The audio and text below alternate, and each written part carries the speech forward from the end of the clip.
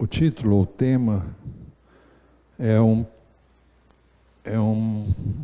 trecho que é descrito pelo Evangelho de Marcos com relação ao que fizeram com Jesus. É depois de terem zombado dele.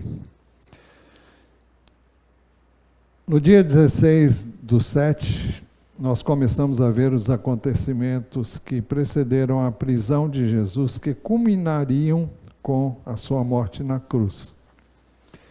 O capítulo 14 começa dizendo: 2 dias depois seria celebrada a Páscoa e a festa dos pães sem fermento. Os principais sacerdotes e os escribas procuravam uma forma de prender Jesus à traição para matá-lo.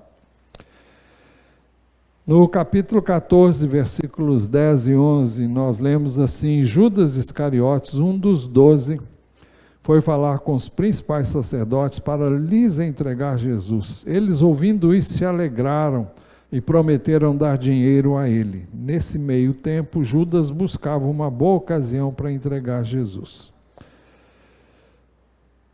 Nós já vimos que depois destas coisas, Jesus instituiu a ceia, participando da última Páscoa, da qual ele participaria como homem.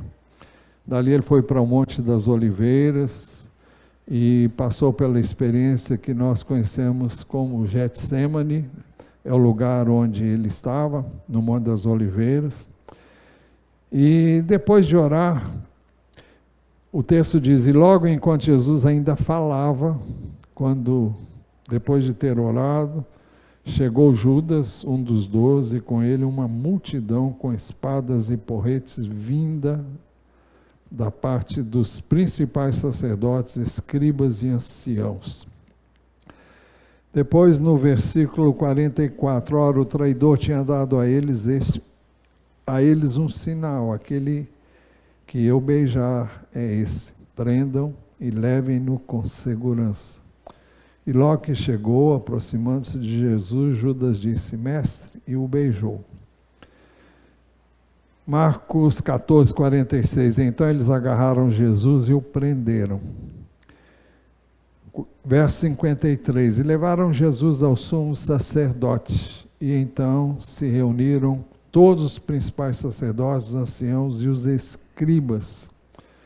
Depois o verso 55, e os principais sacerdotes e todo o sinédrio procuravam algum testemunho contra Jesus para o condenar à morte, mas não achavam nada, pois muitos testemunhavam falsamente contra Jesus, mas os depoimentos não eram coerentes.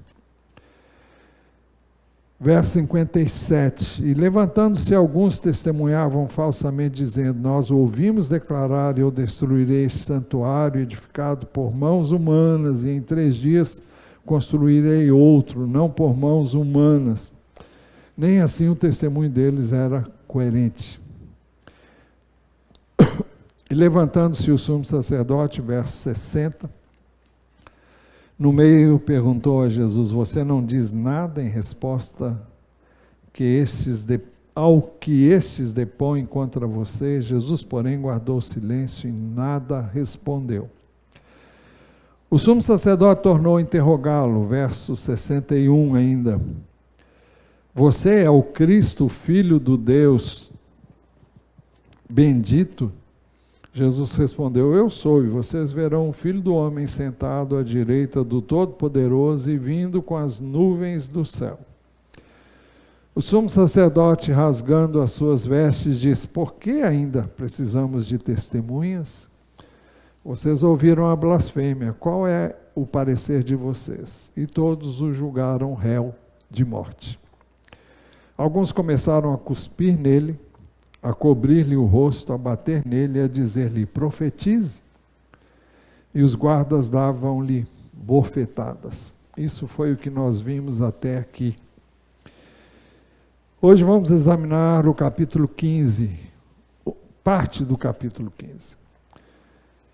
Nós vimos anteriormente que o sinédrio, composto por 70 homens, dentre os anciãos, os escribas e os principais sacerdotes, mesmo tendo deliberado e sentenciado Jesus à morte, eles não tinham autoridade para executar Jesus.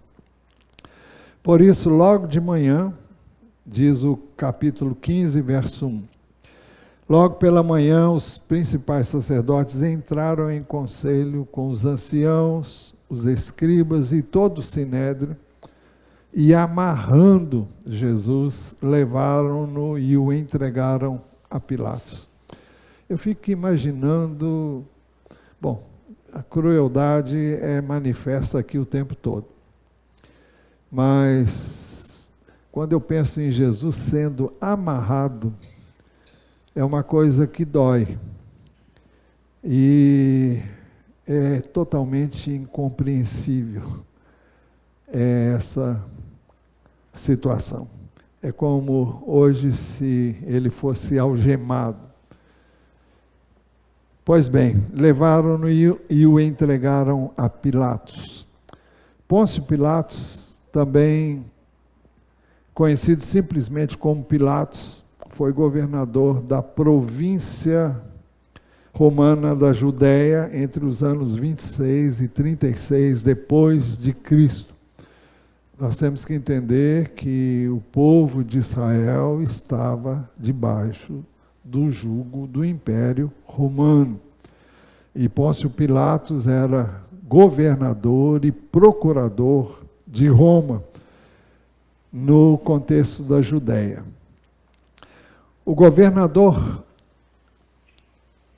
romano era responsável pelos impostos, a administração civil e a administração da justiça, e também o comando militar das províncias do Império Romano. Pilatos era também procurador, isso significa que ele representava o Império Romano no território da Judéia, ou seja, na província da Judéia. Então trouxeram-no a Pilatos. Pilatos perguntou: você é o rei dos judeus? Jesus respondeu: o Senhor está dizendo isso. E os principais sacerdotes o acusavam de muitas coisas, versículos 3 e 4. Então Pilatos tornou a perguntar: você não vai responder nada? Veja quantas acusações fazem contra você. Jesus, porém, não disse mais nada, a ponto de Pilatos muito se admirar.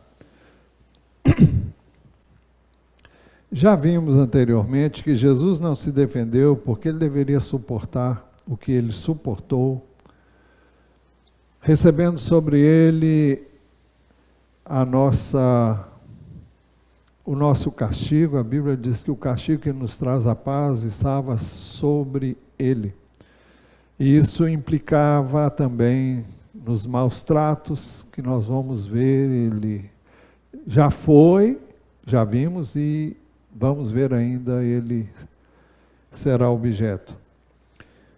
Jesus não se defendeu porque ele deveria suportar a nossa culpa, ser condenado e morto em nosso lugar.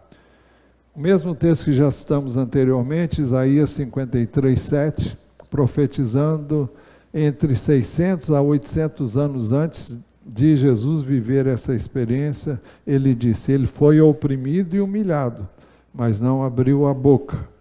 Como cordeiro foi levado ao matadouro, e como ovelha muda diante dos seus tosqueadores, ele não abriu a boca.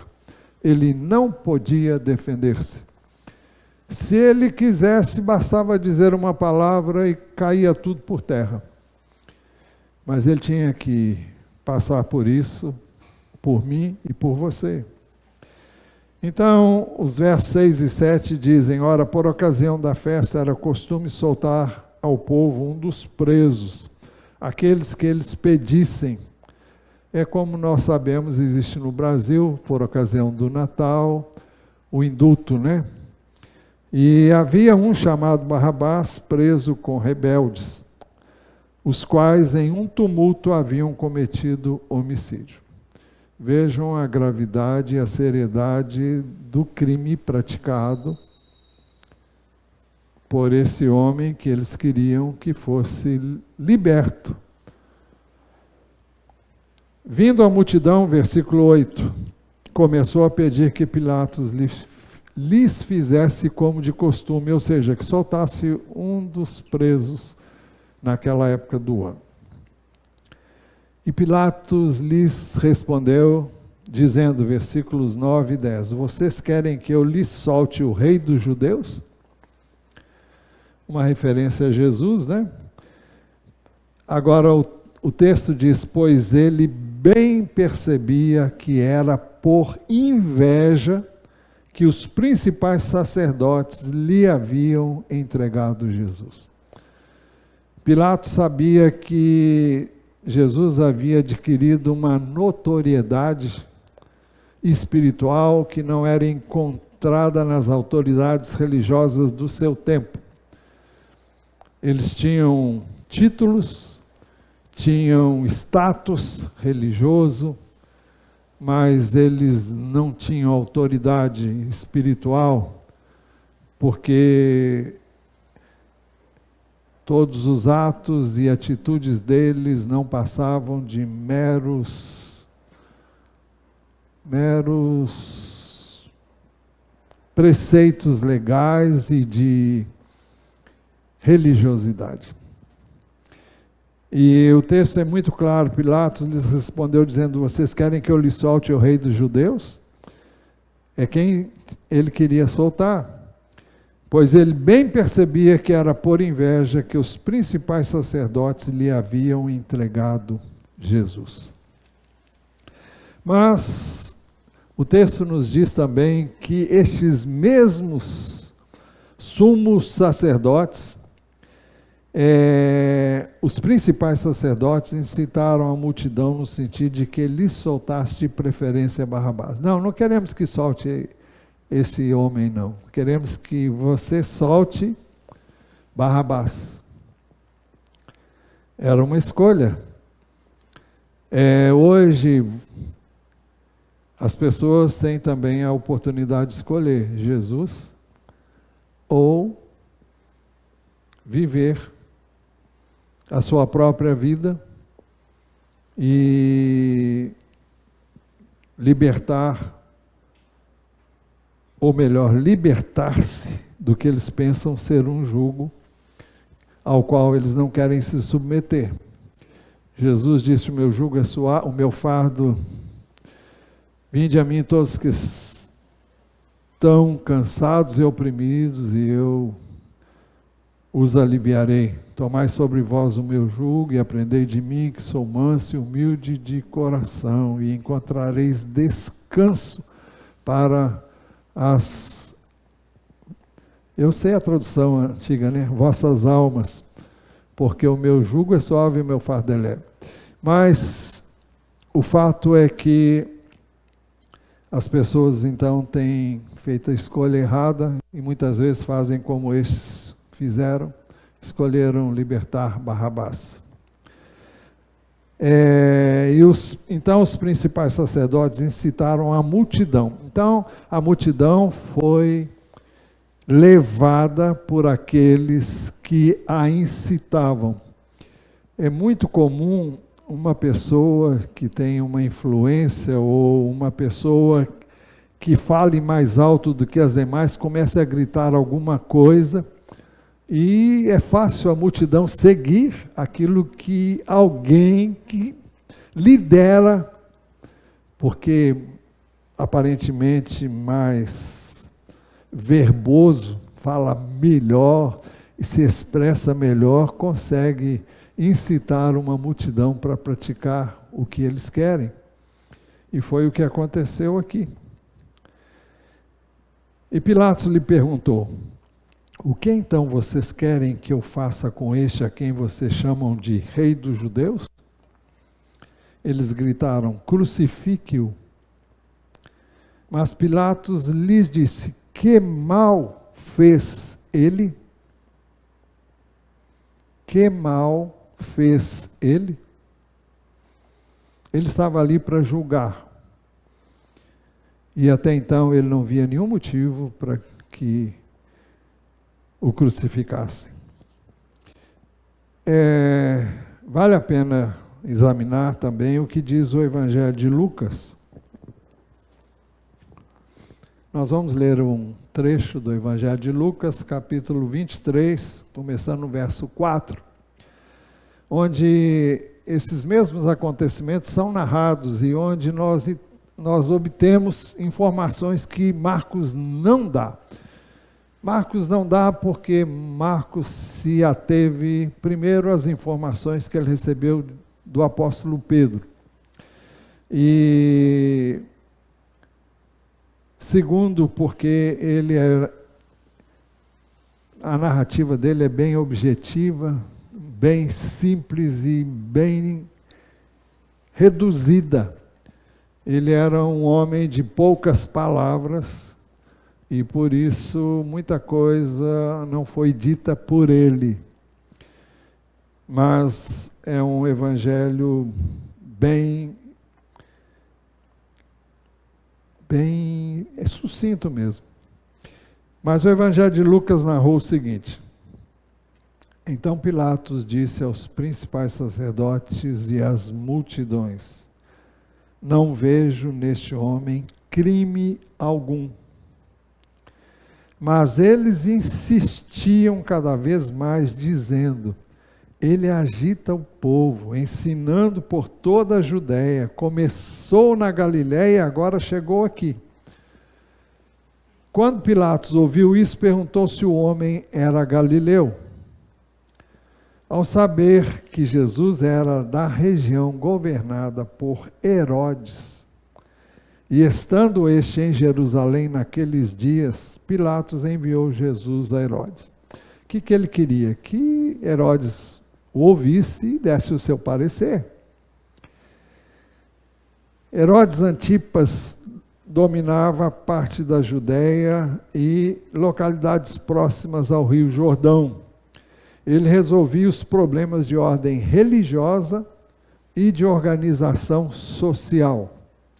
Somente as questões que afrontavam o governo romano, como sonegação de impostos, insurreições, eram então encaminhadas ao procurador romano, naquela época representado por Pôncio Pilatos. Herodes era submisso ao Império Romano, representado por Pôncio Pilatos. Problemas que envolvessem a religião e a lei dos judeus eram julgados por Herodes. Isso explica o porquê de Pilatos enviar Jesus à jurisdição de Herodes, pois a problemática era de caráter religioso e não político. Continuando no texto, Lucas 23, 8. Quando Herodes viu Jesus, ficou muito contente, pois havia muito queria vê-lo, por ter ouvido falar a respeito dele. Esperava também vê-lo fazer algum sinal, algum milagre, né? E de muitas maneiras o interrogava, mas Jesus não lhe respondia nada. Por quê? Porque se respondesse, como já dissemos, ele não seria condenado. O verso 10 diz assim: os principais sacerdotes e os escribas ali presentes o acusavam com veemência. Mas Herodes, juntamente com seus soldados, tratou Jesus com desprezo, porque simplesmente Jesus se calou. E para zombar de Jesus, mandou que o vestissem com um manto luxuoso e o devolveu a Pilatos. Naquele mesmo dia, Herodes e Pilatos se reconciliaram, pois antes eram inimigos. Pilatos, então, reuniu os principais sacerdotes, as autoridades e o povo, e lhes disse: vocês me apresentaram este homem como sendo um agitador do povo. Mas tendo-o interrogado na presença de vocês, nada verifiquei contra ele dos crimes de que vocês o acusam. Nem mesmo Herodes, pois o mandou de volta para cá. Assim é claro que ele não fez nada que mereça a pena de morte. Portanto, após castigá-lo, ordenarei que seja solto. E o texto diz que ele era obrigado a soltar-lhes um detento por ocasião da festa, como já dissemos em outra ocasião. O texto continua dizendo, toda a multidão, porém, gritava, fora com esse, solte-nos Barrabás. Barrabás estava preso por causa de uma revolta na cidade e também por homicídio. Pilatos, querendo soltar Jesus, falou outra vez ao povo. Eles, porém, gritavam mais ainda, crucifique, crucifique-o. Então, pela terceira vez, Pilatos lhes perguntou, que mal fez este? De fato, não achei nada contra ele para condená-lo à morte. Portanto, depois de o castigar, mandarei soltá-lo. Mas eles insistiam com grandes gritos, pedindo que fosse crucificado. E o clamor deles prevaleceu. Então Pilatos decidiu atender-lhes o pedido. Eu fico impressionado com essas palavras. Você pode imaginar uma pessoa... Eu sei que tudo estava no controle de Deus e com a permissão de Deus. Mas vejam a maldade do ser humano. Pilatos chegou à conclusão de que ele não era digno de morte. Mas como o povo pedia e como o povo insistia, insuflado pelos principais sacerdotes, então ele resolveu, como autoridade e no contexto político também, agradar o povo para ficar bem com o povo. Então Pilatos decidiu atender-lhes o pedido. Soltou aquele que estava encarcerado por causa da revolta e do homicídio, a quem eles pediam. E quanto a Jesus, entregou-o à vontade deles. É incrível, não é? Voltando a Marcos, nós saímos de Marcos 15, 14a, onde nós lemos assim, mas Pilatos lhe disse, que mal fez ele? Marcos continua, 14b, porém eles gritavam cada vez mais, crucifique-o. Então Pilatos, querendo contentar a multidão, lhe soltou Barrabás. E depois de mandar açoitar Jesus, entregou-o para ser crucificado. Além de... Bom, Jesus seria crucificado, mas foi também açoitado. Como todos nós sabemos. Agora vejam o que é descrito aqui. Então os soldados, que soldados eram esses? Eram soldados a serviço de Pilatos. Levaram Jesus para dentro do palácio, que é o pretório.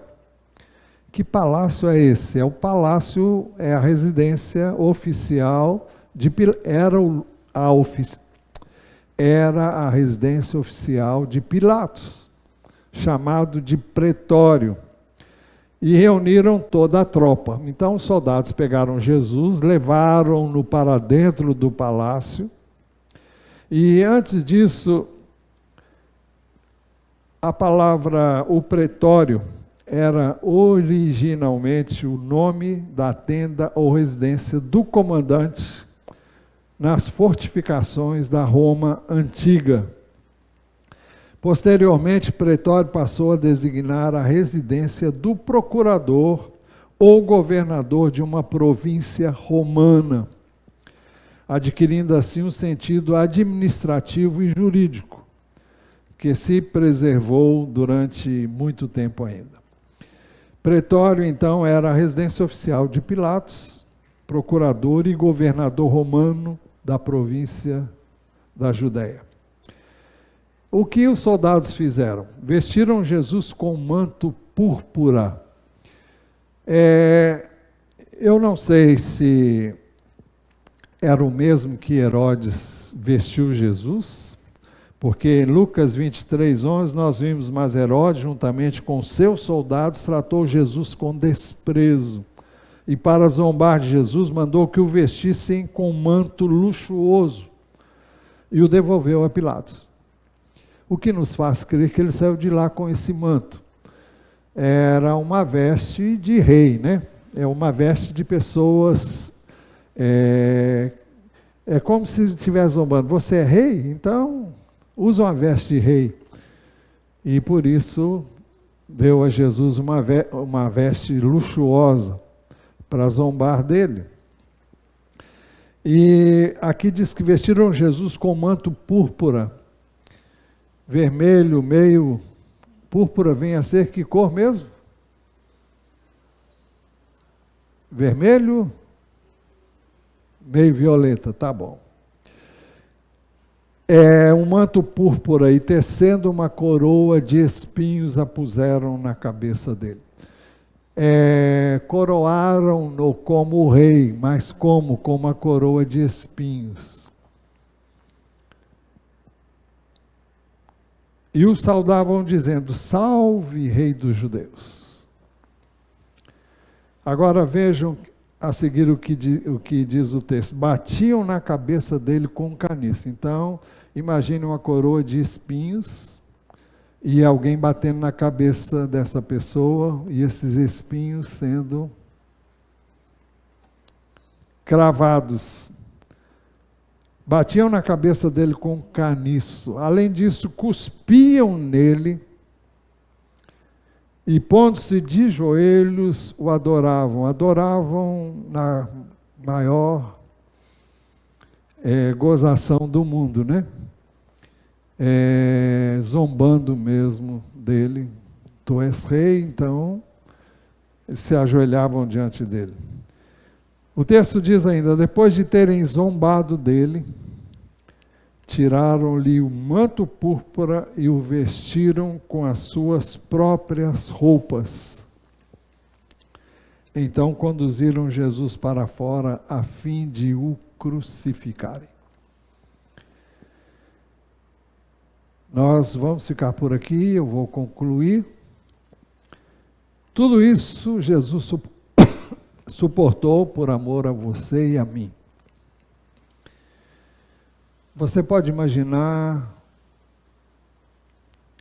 o que Jesus suportou?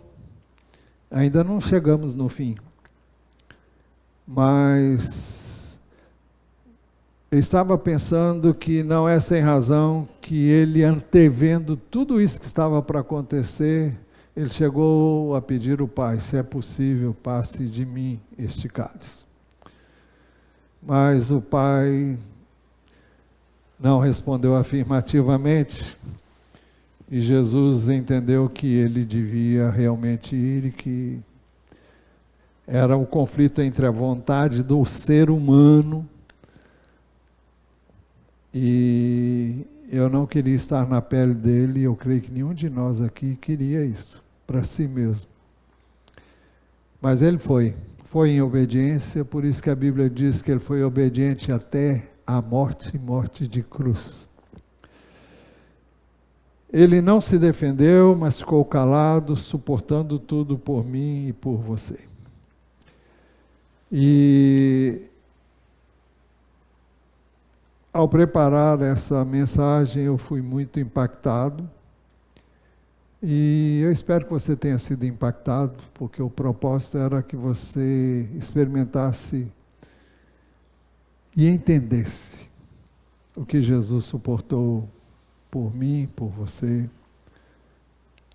para que ele chegasse depois disso à cruz e através desse suplício, desse castigo, Deus pudesse então fazer justiça. A justiça de Deus é que um morreu por todos, os que nele creem. E ele foi à cruz, e ele foi às últimas consequências para que eu e você pudéssemos obter perdão. E pudéssemos ser aceitos, não com base no que eu faço ou você faz, mas com base no que ele fez e no que ele suportou. E ele suportou tudo isso, para que, ao crermos nele, nós tenhamos perdão e a purificação dos pecados.